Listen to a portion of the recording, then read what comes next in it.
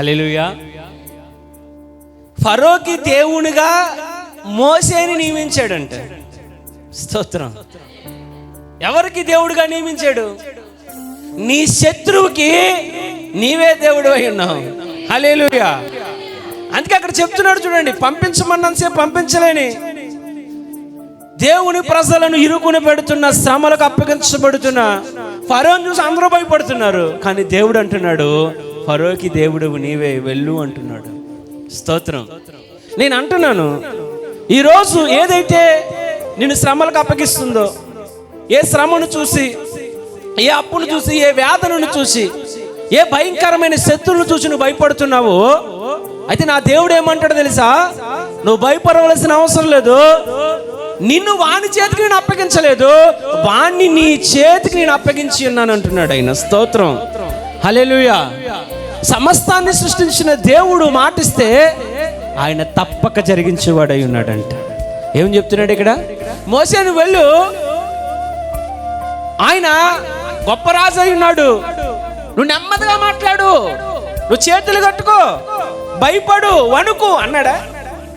చెప్పాలి. నువ్వు వణుకుతూ ఉండు, భయపడుతూ ఉండు. నువ్వు భయపడి వెళ్ళి అక్కడికి వెళ్ళి బాబు గారు ఏం చేద్దామని మాట్లాడు అన్నాడా? చెప్పు. నువ్వు ప్రకటించు, నా దేవుడైన యెహోవా నాకు చెప్పమన్న విషయం నేను నీకు చెప్తున్నాను, నా ప్రజలను నీ యొద్ద నుండి నిశ్చయముగా నేను తీసుకొని పోతాను, తీసుకొని పోవడానికి నా దేవుడు నన్ను పంపించి ఉన్నాడని చెప్పమంటున్నాడు. స్తోత్రం. హల్లెలూయా. హల్లెలూయా. పంపించేద్దాం బాబు, వెళ్ళిపోతాము అన్నాడా? పంపించేయకూడదు అన్నాడా? నా దేవుడు రోషం కలిగిన దేవుడు అయి ఉన్నాడు. ఇశ్రాయేల్ని కాపాడువాడు, కుణుకడు, నిద్రపోడు. ఆయన పంపించడానికి, విడిపించడానికి ఆయన రావాల్సిన అవసరం లేదు. నేను చాలు, నన్ను ఎన్నుకొని ఆయన ఏర్పాటు చేసుకొని పంపించండి అన్నాడు. స్తోత్రం. అన్ని విషయాలలో నేను చెప్తున్నాను, దేవుడే రావాల్సిన అవసరం లేదు. తన మాట చేత నువ్వు వెళితే కార్యాలు ప్రారంభించబడతాయి. తన మాట చేత నువ్వు వెళితే కార్యాలు జరుగుతాయి.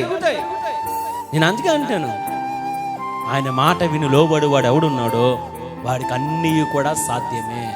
స్తోత్రం. దేవునికి మహిమ కలుగును గాక. ఏం చెప్తున్నాడు ఇక్కడ? ఫరోకి నిన్ను దేవునిగా నియమించి ఉన్నాను.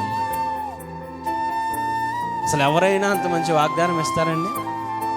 ఎవరైనా అంత భరోసా ఇస్తారండి? ఎందుకు?